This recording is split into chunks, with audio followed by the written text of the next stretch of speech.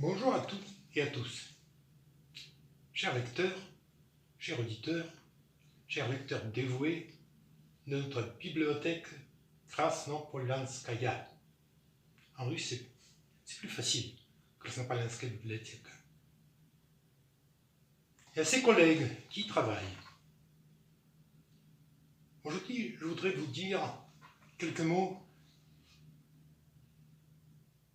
Par exemple, en ce qui concerne les contes françaises. C'est pour commencer. Par exemple, les contes célèbres de Charles Perrault. En quoi consiste cette œuvre? En quoi consiste la conte française? Ou la conte, tout simplement. Voilà. La conte, c'est quelque chose dont ni l'auditeur, ni l'auteur ne croient guère. C'est à expliquer, peut-être que nous allons l'expliquer plus tard. D'abord, je vais lire une petite conte de Charles Perrault qui s'appelle Le Petit Chaperon Rouge. Écoutez. Il était une fois une petite fille de village, la plus jolie qu'on eût su voir. Sa mère en était folle, et sa mère grande plus folle encore. Cette bonne femme lui fit faire un petit chaperon rouge, qui lui seyait si bien que partout on l'appelait le petit chaperon rouge. Moi je vais parler tantôt français, tantôt russe, afin qu'on me comprenne mieux. Voilà, si quelqu'un ne sait pas, qu'est-ce que chaperon? Qu'est-ce qu'un chaperon? Le chaperon, c'est pas ça.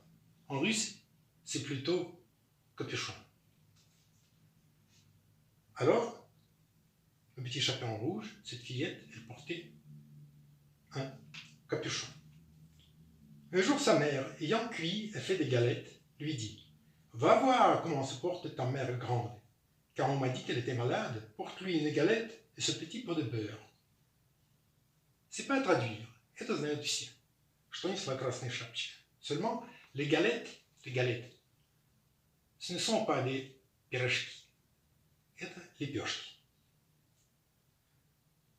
Le petit chaperon rouge partit aussitôt pour aller chez sa mère grande, qui demeurait dans un autre village.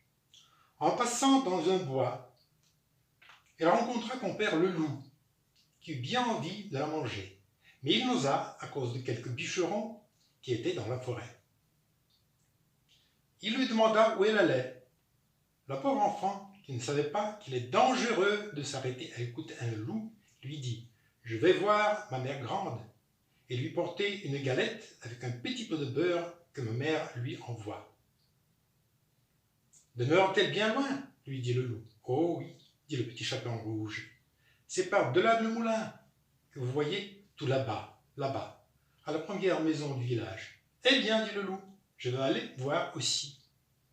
Je m'en vais par ce chemin-là, et toi, par ce chemin-là, et nous verrons qui plutôt y sera. » Le loup se mit à courir de toute sa force par le chemin qui était le plus court, et la petite fille s'en alla par le chemin le plus long, s'amusant à cueillir des noisettes, à courir après des papillons et à faire des bouquets de petites fleurs qu'elle rencontrait.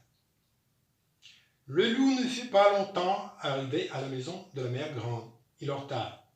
« Toc toc, qui est là ? » ?»« C'est votre fille, le petit chaperon rouge, » dit le loup en contrefaisant sa voix. Il a changé sa voix. On est mis en grosse. « Qui vous apporte une galette, un petit pot de beurre que ma mère vous envoie. » La bonne mère grande, qui était dans son lit, à cause qu'elle se trouvait un peu mal, lui cria « Tire la chevillette, la bobinette chéra. » Ici, une remarque. Вот эту вещь очень трудно отыскать в словаре. Il ne faut pas oublier que c'est la fin du XVIIe siècle. И надо забыть, это конец XVII века. Et les mots «tire la chevillette, la bobinette chéra» означают «дерни за веревочку, дверь откроется». И на самом деле это был такой замок. круглая дощечка, которая входила в стенку из двери. И для того, чтобы открыть, нужно было дернуть за веревочку, tirer la chevillette, et la bobinette serrée. И палочка выпадала, дверь открывалась. Le loup tira la chevillette et la porte s'ouvrit. Il se jeta sur la bonne femme et la dévora en moins de rien. C'est-à-dire, il проглотил ее в мгновение ока. Car il y avait plus de 3 jours qu'il n'avait mangé. Ensuite, il ferma la porte et s'alla coucher dans le lit de la mère grande en attendant le petit chaperon rouge qui, quelque temps après, vint heurter à la porte. Toc toc, qui est là?